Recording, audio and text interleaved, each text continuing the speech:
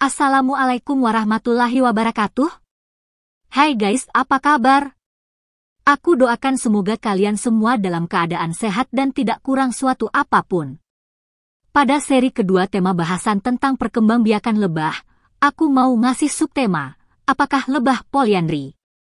Oke guys, tanpa berlama-lama yuk mari langsung aja kita masuk ke bahasannya. Apakah lebah polyandri? Lebah jantan, yang dikenal sebagai drone, biasanya melakukan perkawinan pada umur sekitar 12 hingga 16 hari setelah menetas. Pada usia ini, mereka akan keluar dari sarang untuk mencari ratu yang siap kawin.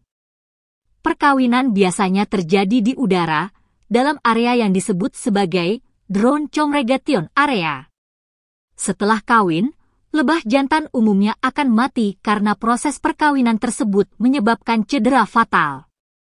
Lebah jantan memang memiliki tugas utama untuk kawin dengan ratu, dan setelah itu, mereka tidak memiliki peran lain dalam koloni. Lebah betina atau ratu lebah memang melakukan sesuatu yang mirip dengan polyandri, yaitu kawin dengan beberapa pejantan dalam satu periode kawin.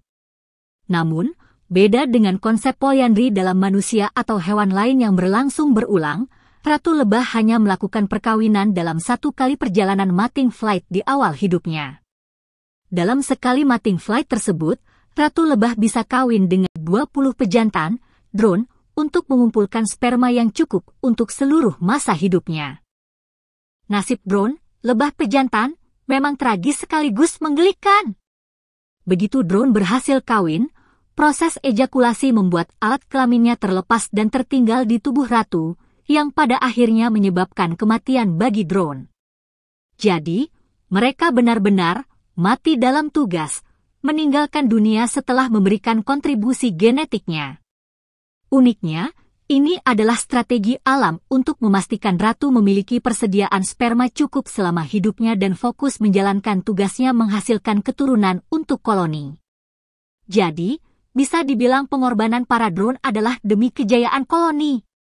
Setelah kembali ke sarang, ratu menyimpan sperma di organ khusus yang disebut spermatheca dan menggunakannya secara bertahap untuk membuahi telur sepanjang hidupnya, tanpa perlu kawin lagi.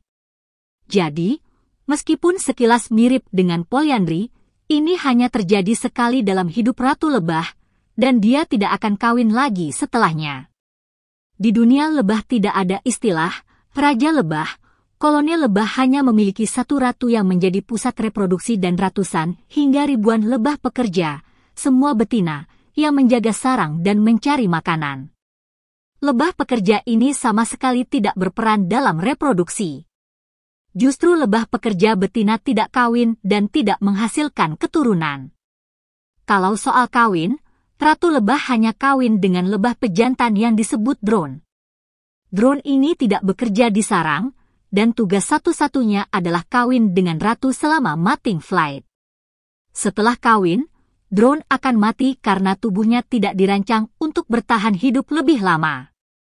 Jadi, setelah ratu selesai mengumpulkan sperma, drone sudah gugur dalam tugasnya dan tidak akan kembali ke sarang. Maka, tidak ada raja atau pejantan dominan di koloni lebah, hanya ada ratu yang mengatur reproduksi, sementara lebah pekerja betina menjalankan seluruh pekerjaan sarang. Nah, itu tadi cara perkembangbiakan lebah yang unik yang mungkin belum lo tahu. Semoga bermanfaat buat kalian semua ya. Makasih udah nonton channel Tukul Bersemi. Jangan lupa like, follow, share, dan subscribe biar nggak ketinggalan video seru lainnya.